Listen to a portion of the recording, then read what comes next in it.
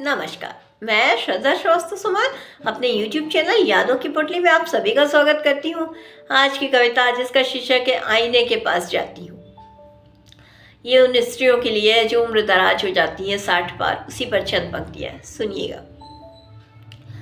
आईने के पास जाती हूँ तो अपनी झुर्रियाँ देखती हूँ।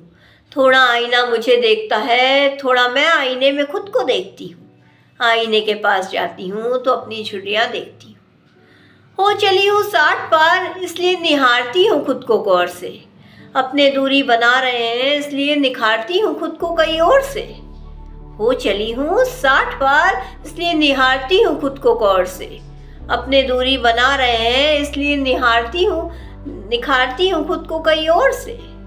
जो नहीं सीखा था कभी पहले वो सीखने की कोशिश करती हूँ। नई जुबानी बच्चे बोलते हैं आजकल, उस नई जुबानी में खुद को ढालने की कोशिश करती हूँ।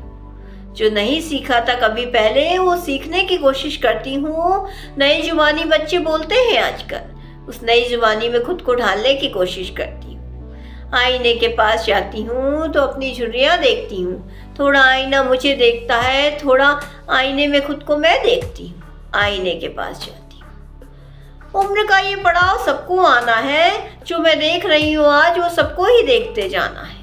उम्र का ये पड़ाव सबको आना है, जो मैं देख रही हूँ आज वो सबको ही देखते जाना है।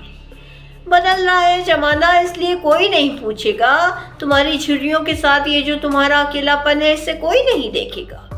बदल रहा है जमाना इसलिए कोई नहीं पूछेगा, तुम्हारी झुर्रियों के साथ ये जो तुम्हारा अकेलापन है इसे कोई नहीं देखेगा।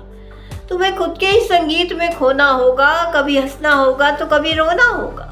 तुम्हें खुद के ही संगीत में खोना होगा, कभी हंसना होगा तो कभी रोना होगा। आईने के पास जाती हूँ तो अपनी झुर्रियाँ देखती हूँ। थोड़ा आईना मुझे देखता है, थोड़ा आईने में खुद को मैं देखती हूँ। आईने के पास जाती हूँ तो अपनी झुर्रियाँ देखती हूँ। अजीब है ये बदलाव मगर होता ही है। तुम माँ हो तो क्या हुआ, तुम्हारी कहानी के बिना अब सबका गुजारा होता ही है।